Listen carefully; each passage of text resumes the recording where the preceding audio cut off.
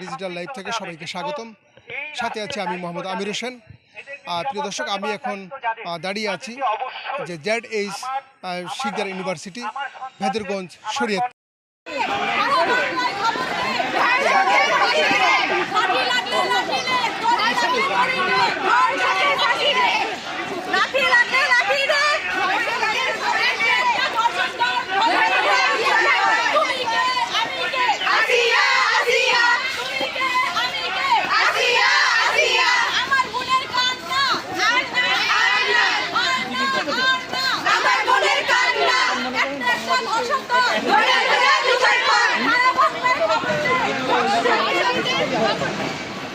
হয়েছে কালকে আমাদের সাথেও সেটা হতে পারে।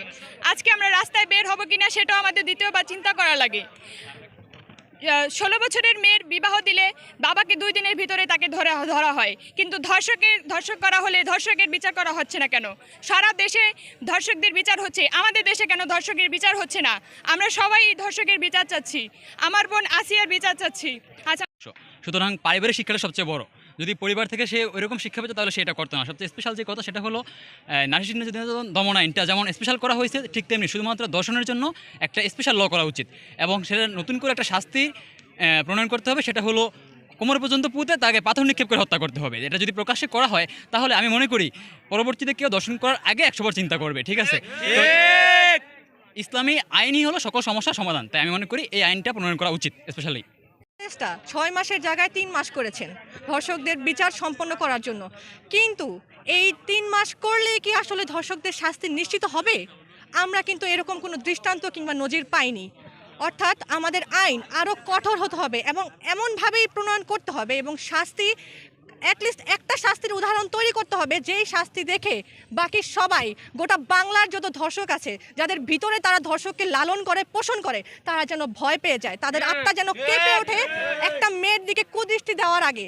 সুতরাং আইন প্রণয়ন তো থাকবেই, সেই সাথে আইনের কঠোর প্রয়োগ এবং এই যে বিচারহীনতা সংস্কৃতি, আদালতের গোড়দড়ায় যে একজন ধর্ষিতা নারীকে দ্বিতীয়বার ধর্ষণ করা হয়, উকিলের কিংবা অ্যাডভোকেটের নোংরা কথার কিংবা ভাষার উচ্চারণে সেই মেয়ে আবার জ্বলে সেই দড়িতে। আসলে তখন ওই মেয়েটা কিংবা আমার বোনটা দড়িতে ঝোলে না, ঝোলে গোটা বাংলা। এই বাংলাকে যদি আমরা মা হিসেবে মানি তাহলে আমরা আমাদের সম্মানের নিরাপত্তা চাই। একটা দুঃখের বিষয় কি জানেন? আমাদের আশেপাশে যত ভাইরা আছে, যত চাচারা আছে, দাদারা আছে, তারা তাদের জীবনের নিরাপত্তা চায়, কিন্তু আমার বোনরা, আমার সেই 6 বছরের শিশু, সেই ছোট বোনটা, ভাগ্নিটা সম্মানের নিরাপত্তা চায়। সে কি সম্মানের বোঝে? ও কি ড্রেস আপের বোঝে? আমরা চাই আইন শুধু প্রণয়ন করলেই হবে না, আইনের কঠোর প্রয়োগ থাকতে হবে এবং আইনের এমন কমপক্ষে একটি দৃষ্টান্তমূলক শাস্তি উপস্থাপন করতে হবে গোটা বাংলার সামনে। আমরা খুব করে চাই। কি ন্যায় বিচার কি আন্দোলন ভিত্তিক হওয়া উচিত, নাকি রাষ্ট্রের দায়িত্ব তা নিশ্চিত করা? রাষ্ট্রের দায়িত্ব কি কেবল আইন প্রণয়ন করা, নাকি তার নিশ্চিত করা যে ধর্ষকের সঠিক বিচার হচ্ছে বা ধর্ষিতার সঠিক বিচার হচ্ছে? আমরা আজও এত বছরে দেখি নাই যে কোনো ধর্ষকের বিচার করা হয়েছে দৃষ্টান্তমূলক। যদি বিচারই না হয় তাহলে আরেকজন ধর্ষক কিভাবে এর প্রতি ভয় পাবে বা পরবর্তীতে এই কাজ করবে না? তো আমাদের যাতে দ্বিতীয়বার আন্দোলনে নামতে না হয়, তাই আমরা এটা নিশ্চিত করতে চাই যে রাষ্ট্র এর একটি সঠিক পদক্ষেপ নেবে। কার্যকলাপ যারা করবে তাদেরই জন্য একটা ভয়ঙ্কর পরিণত হবে এবং তাদের একটা বিচার হতেই হবে। এই আন্দোলনগুলো অবশ্যই কন্টিনিউ রাখা দরকার এবং তাহলে রাষ্ট্র একটু সচেতন থাকবে।